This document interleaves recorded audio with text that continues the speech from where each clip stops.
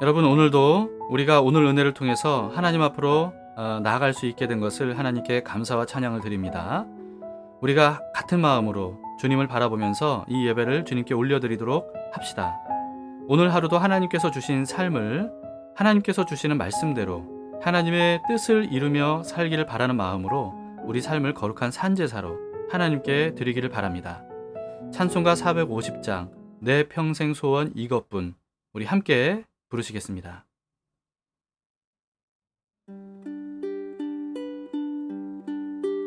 내 평생 소원 이것뿐, 주의 일 하다가 이 세상 이별하는 날 주 앞에 가리라.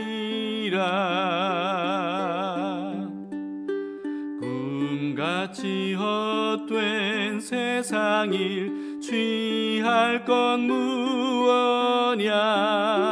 이 수고함만 하여도 헛된 것뿐일세. 불같은 시험 많으나 겁내지 맙시다. 구주의 권능 크시니 이기고 남겠네.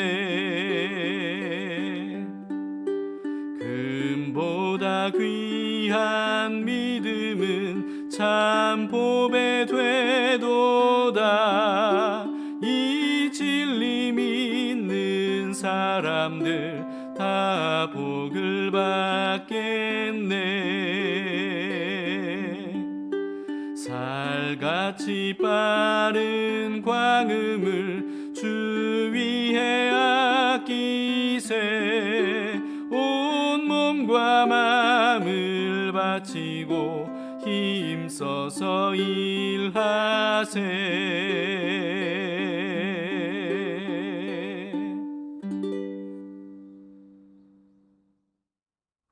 오늘 말씀은 야고보서 4장 13절에서 5장 6절까지의 말씀입니다. 세상에 속한 사람처럼 살아가는 그리스도인들에 대한 경고와 책망의 메시지입니다. 들으라, 너희 중에 말하기를 오늘이나 내일이나 우리가 어떤 도시에 가서 거기서 1년을 머무며 장사하여 이익을 보리라 하는 자들아, 내일 일을 너희가 알지 못하는도다. 너희 생명이 무엇이냐? 너희는 잠깐 보이다가 없어지는 안개니라. 너희가 도리어 말하기를 주의 뜻이면 우리가 살기도 하고 이것이나 저것을 하리라 할 것이거늘 이제도 너희가 허탄한 자랑을 하니 그러한 자랑은 다 악한 것이라. 그러므로 사람이 선을 행할 줄 알고도 행하지 아니하면 죄니라.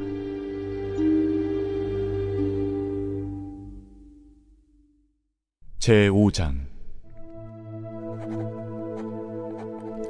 들으라 부한 자들아, 너희에게 임할 고생으로 말미암아 울고 통곡하라. 너희 재물은 썩었고 너희 옷은 좀 먹었으며 너희 금과 은은 녹이 슬었으니 이 녹이 너희에게 증거가 되며 불같이 너희 살을 먹으리라. 너희가 말세에 재물을 쌓았도다. 보라, 너희 밭에서 추수한 품꾼에게 주지 아니한 삭시 소리 지르며 그 추수한 자의 우는 소리가 만군의 주의 귀에 들렸느니라. 너희가 땅에서 사치하고 방종하여 살육의 날에 너희 마음을 살찌게 하였도다. 너희는 의인을 정죄하고 죽였으나 그는 너희에게 대항하지 아니하였느니라. 두 부류의 사람들에게 들으라 라고 하면서 어리석음을 깨우쳐주는 말씀입니다. 첫 번째는 장사하는 사람들을 향한 메시지예요. 13절 14절을 보세요. 들으라, 너희 중에 말하기를 오늘이나 내일이나 우리가 어떤 도시에 가서 거기서 1년을 머물며 장사하여 이익을 보리라 하는 자들아, 내일 일을 너희가 알지 못하는도다. 너희 생명이 무엇이냐? 너희는 잠깐 보이다가 없어지는 안개니라. 이 말씀은요, 장사를 하지 말라거나 사업 계획을 세우지 말라, 그건 무의미하다, 이런 뜻이 아닙니다. 14절을 보건대 이 세상의 삶이 마치 영원할 것처럼 세상살이에만 몰두한 채 진짜 영원한 삶을 위해서는 아무것도 하지 않는 것은 어리석다. 이런 뜻입니다. 사람은 누구나 죽는데요. 언제 죽을지 모르죠. 당장 내일 죽을 수도 있는데 마치 이 땅에서 영원히 살 것처럼 온통 잘 먹고 잘 살 생각만 하다가는 생각지도 못한 때에 전혀 준비되지 못한 채 하나님 앞에 서게 될 것이라는 거예요. 그때가 되면 아무리 후회해도 소용이 없는 겁니다. 향후 몇 년간 재산을 어떻게 불릴 것인지, 어떻게 노후를 준비할 것인지, 이런 것들을 궁리하고 계획을 세우고 그 계획을 이루기 위해서 많은 사람들이 열심히 노력하지요. 그런데 정작 그보다 더 중요한 계획과 노력은 하지 않은 채 그런 것만 하는 것, 이게 바로 잘못이라는 거예요. 그래서 야고보는 이렇게 말하죠. 15절에 너희가 도리어 말하기를 주의 뜻이면 우리가 살기도 하고 이것이나 저것을 하리라 할 것이거늘. 하나님과 상관없는 계획과 노력은 결국 안개와 같이 허무하게 사라져버릴 겁니다. 영원히 남는 것을 위해서 살지 않으면 결국은 헛된 삶을 사는 거예요. 바울은 고린도전서 3장 13절에서 15절을 통해서 사람이 이룬 일은 반드시 불로 시험을 받게 될 것이라고 했습니다. 불에도 사라지지 않을 일을 이루었다면 상을 받게 되겠지만 그동안 이루어 놓은 것들이 불에 다 타버릴 일들이었다면 해를 받을 것이라고 경고했어요. 불에 다 타버릴 영원하지 않은 것들을 얻기 위해서 계획을 세우고 그것을 이루어가느라 불에 타지 않을 영원한 것들을 얻는 일은 계속 뒤로 미룬다면 여러분 이것은 정말 어리석은 것임을 알아야 됩니다. 잠언에서는 이런 비슷한 말씀이 여러 번 반복되지 않았습니까? 잠언 19장 21절을 보시면 사람의 마음에는 많은 계획이 있어도 오직 여호와의 뜻만이 완전히 서리라. 그러므로 하나님의 뜻을 따라 사는 계획을 우리가 세워야 되는 거지요. 지난달 담길교회에서 다시 읽을 책으로 선정했던 레디컬이라고 하는 책 마지막 장에는요. 레디컬한 그리스도인으로 살기 위한 5가지를 제안하는 내용이 기록되어 있습니다. 1년간 전 세계를 위해 기도할 것, 또 말씀 전체를 샅샅이 읽을 것, 또 의미 있는 곳에 쓰기 위해서 재정을 희생할 것, 또 나를 필요로 하는 낯선 곳에 가서 섬길 것, 그 다음 마지막으로 복음적인 지역 교회에 헌신할 것, 이것을 1년간 하는 것을 레디컬 실험이라고 그렇게 말했습니다. 1년간 5가지 계획을 실천하기 위해서는요, 많은 기도와 시간과 노력이 필요하겠죠. 어쩌면 세상살이에 대한 계획들을 좀 축소하거나 또는 수정해야 할지도 모릅니다. 그래도 그렇게 해야 된다는 거예요. 영원히 남을 것을 위해서 언젠가는 반드시 사라질 것들을 포기하는 것, 여러분 이것은 지혜로운 것이라는 것을 우리가 잊지 말도록 합시다. 그 다음 17절을 보세요. 그러므로 사람이 선을 행할 줄 알고도 행하지 아니하면 죄니라. 여기서 말하는 선을 행한다는 것은요, 자기 나름대로 좋은 일을 하는 것, 이런 것을 의미하는 것이 아니고 하나님의 말씀과 뜻대로 사는 것을 의미합니다. 말씀대로 살아야 하는 것을 알면서도 행하지 않고 자기 계획과 뜻대로만 사는 것, 이것이 죄라는 거예요. 말씀을 듣고도 또 말씀을 알고도 믿는다고 하면서도 말씀대로 살아야 한다는 것을 인정하면서도 실제로는 그렇게 행하지 않으면 아무 소용이 없는 겁니다. 그러므로 더 이상 미루지 말고요. 하나님의 말씀과 뜻을 따라 살기 위한 구체적인 계획을 세워보세요. 그리고 실천하시기를 바랍니다. 두 번째는 부유한 사람들을 향한 메시지입니다. 5장 1절을 보시면 들으라 부한 자들아 너희에게 임할 고생으로 말미암아 울고 통곡할지어다.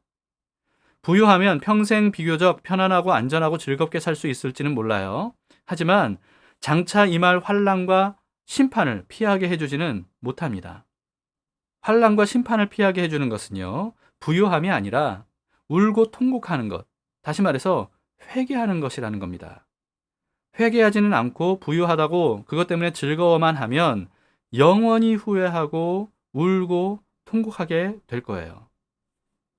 2절 3절을 보세요. 너희 재물은 썩었고 너희 옷은 좀 먹었으며 너희 금과 은은 녹이 슬었으니 이 녹이 너희에게 증거가 되며 불같이 너희 살을 먹으리라.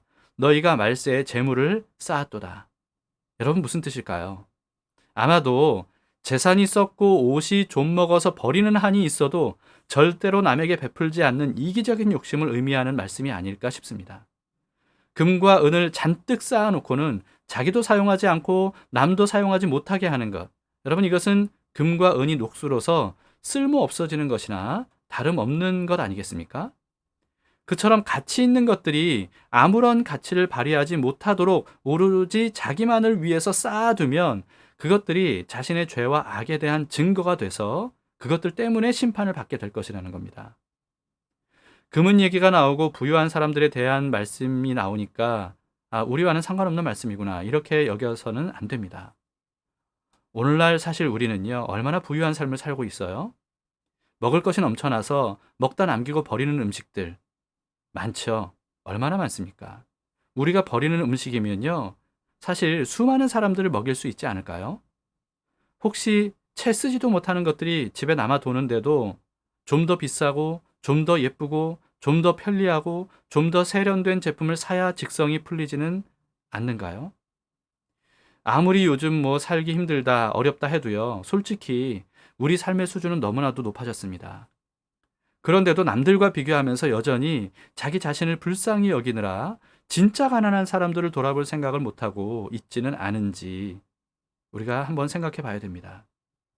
가난한 사람들에게는 절실하게 필요한 것들을 우리는 아무렇지도 않게 버리거나 바꾸거나 처박아 두고 있다면요, 오늘 말씀에서처럼 재물이 썩고 옷이 좀 먹고 금, 은이 녹이 쓰는 것과 같은 그런 일임을 우리는 알아야 됩니다. 저도 이 말을 하면서 참 부끄러움을 느낍니다. 우리가 버리는 만큼만이라도 다른 사람들을 위해서 쓰면 세상은 정말 많이 달라지지 않을까 싶어요. 그 다음 4절을 보시겠습니다. 보라, 너희 밭에서 추수한 품꾼에게 주지 아니한 삭시 소리 지르며 그 추수한 자의 우는 소리가 만군의 주의 귀에 들렸느니라. 가난한 사람을 돕지 않는 정도가 아니라 가난한 사람들이 땀 흘려 대신 일해준 것에 대한 임금조차 제대로 주지 않는 파렴치한 부자들에 대해서 경고하는 말씀이죠. 고용주가 돈을 벌 수 있는 이유가 뭡니까? 고용한 사람들의 노동과 수고 덕분이 아닙니까? 이걸 잊지 말아야 되는 겁니다. 부유한 것이 죄가 아니고요, 다른 사람들의 것을 갈취해서 자기 배만 채우는 것, 이게 죄인 거죠. 하나님은 그런 식으로 벌어들인 돈으로 많은 11조를 드리고 헌금을 드린다 할지라도 그걸 전혀 기뻐하지 않으십니다. 오히려 심판할 것이라고 말씀하셔요. 특히 크리스찬 고용주들 중에 직원들에게 급여는 굉장히 적게 주면서 기독교 신앙을 강요하는 그런 고용주들이 있더라고요. 그렇게 하는 것은요, 오히려 사람들이 구원받는 길을 가지 못하도록 막아서는 것과 같은 악하고 어리석은 것이라는 것을 깨달아야 됩니다. 급여를 최대한 넉넉히 주고 직원들을 대우해 줌으로써 그들이 스스로 마음문을 열고 고용주가 믿는 하나님에 대해서 알고 싶어 하도록 해야 돼요. 그러면 사업적으로도 탄력을 받게 될 것이라고 생각합니다. 그 다음 5절입니다. 너희가 땅에서 사치하고 방종하여 살육의 날에 너희 마음을 살찌게 하였도다. 내 거도 내 거고 네 거도 내 거라는 식으로 자기 배만 불리고 살찌우는 것, 이것은 마치 결국은 도살장으로 끌려가서 도살당할 살찐 가축처럼 그렇게 심판을 받게 될 것이다, 이렇게 말씀하고 있는 겁니다. 아무리 잘 먹고 잘 살아도 이보다 불행한 인생이 어디에 있습니까? 그런 어리석은 삶을 살지 말아야 되고요, 그런 부자들을 우리는 부러워하지도 말아야 됩니다. 그런 부자들을 오히려 불쌍히 여겨야 하는 거죠. 그 다음 6절을 보시겠습니다. 너희는 의인을 정죄하고 죽였으나 그는 너희에게 대항하지 아니하였느니라. 저항할 힘이 없는 가난한 사람들은 무조건 의인이라는 뜻은 아니에요. 지극히 작은 자 하나에게 한 것이 예수님께 한 것이고 지극히 작은 자 하나에게 하지 않은 것이 예수님께 하지 않은 것이라고 분명히 우리에게 말씀하셨죠. 그걸 기억합시다. 그런 의미에서 이 말씀은요, 가난하고 힘없는 사람들의 것을 착취하거나 자신의 힘을 써서 죄를 뒤집어 씌우고 가난한 사람들을 희생시키고 죽게 한다면 하나님은 그것을 예수님께 그렇게 한 것으로 여기실 것이라는 겁니다. 그렇기 때문에 우리가 예수 그리스도를 사랑하고 경외한다면, 진짜 그렇다면 가난하고 힘없는 사람들을 억압과 착취의 대상으로 봐서는 안 되고요. 하나님의 형상을 따라서 하나님께 지음받은 고귀한 사람으로 봐야 되고, 그리고 그와 함께 하시는, 그를 지으신 주님께 하듯이 우리가 대해야 됩니다. 사도 요한은 이렇게 말했습니다. 요한 1서 4장 20절 21절에 누구든지 하나님을 사랑하노라 하고 그 형제를 미워하면 이는 거짓말하는 자니 보는 바 그 형제를 사랑하지 아니하는 자는 보지 못하는 바 하나님을 사랑할 수 없느니라. 우리가 이 계명을 주께 받았나니 하나님을 사랑하는 자는 또한 그 형제를 사랑할지니라. 이 말씀을 우리가 자주 묵상하고 저절로 이 말씀대로 그렇게 될 정도로 몸으로 체득하도록 합시다. 지혜로운 삶은 어떤 삶일까요? 잠언을 묵상할 때 여러 번 반복했다시피 하나님의 창조 원리를 따라 사는 것이 지혜로운 삶이죠. 그런데 하나님의 창조 원리의 핵심이 뭐죠? 사랑입니다. 아무리 하나님을 믿는다고 할지라도 이 사랑의 원리를 따라 살지 않으면 결코 좋은 결과를 얻을 수가 없습니다. 또 한 가지 강조했던 창조 원리인 심은 대로 거두고 또 심은 그것을 거둔다 라고 하는 이 진리를 우리 잊지 말아야 됩니다. 오늘 하루도 나 자신만을 위해서 사는 삶이 아니라 함께 더불어 잘 사는 삶을 항상 선택할 수 있기를 바랍니다. 하나님의 말씀과 뜻대로 사랑하는 삶을 살려고 노력하는 우리를 하나님은 항상 응원해 주시고 격려해 주시고 도와주십니다. 그런 하나님을 우리가 의지하는 마음으로 오늘 하루도 순간순간 주님을 선택하는 삶을 살아가도록 합시다. 그 마음으로 나의 예배를 받으소서 함께 주님께 고백하면서 부르시겠습니다.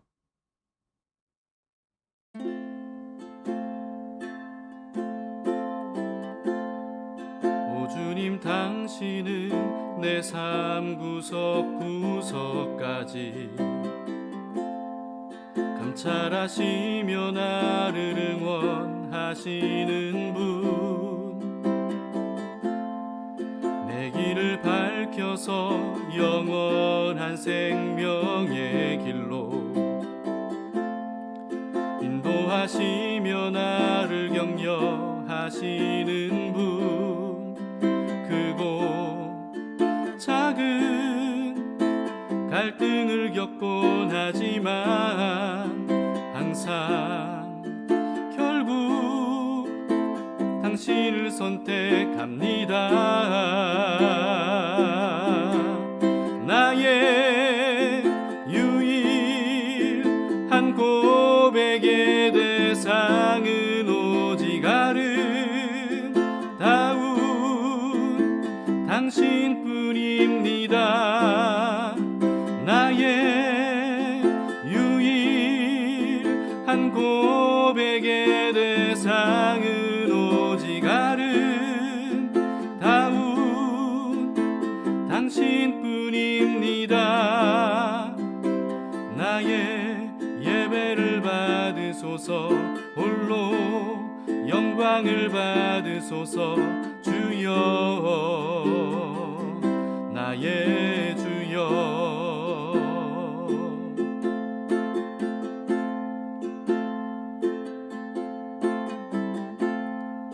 오 주님, 당신은 내 삶 구석구석까지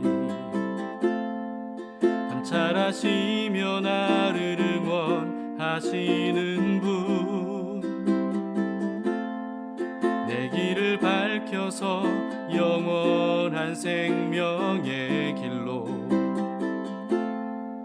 인도하시며 나를 격려하시는 분, 크고 작은 갈등을 겪곤 하지만 항상 결국 당신을 선택합니다.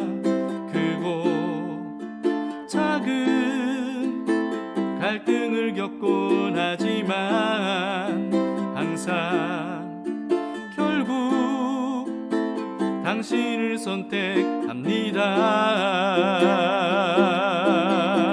나의 유일한 고백의 대상은 오직 아름다운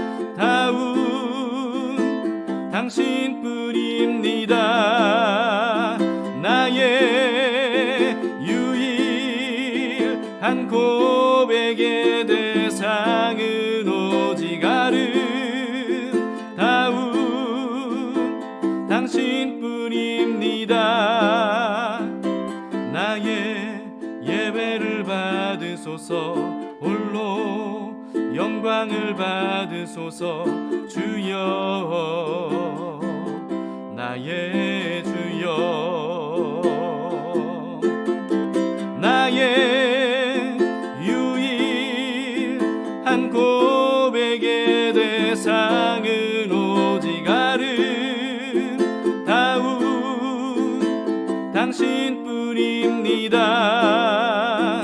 나의 유일한 고백의 대상은 오직 아름다운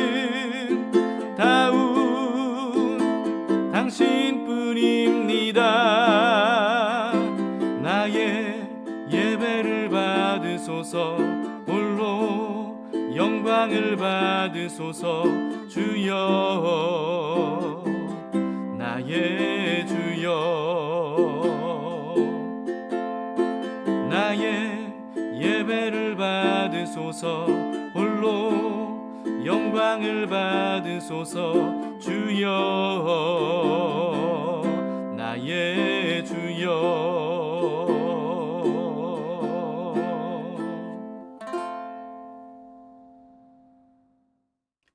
함께 기도하시겠습니다.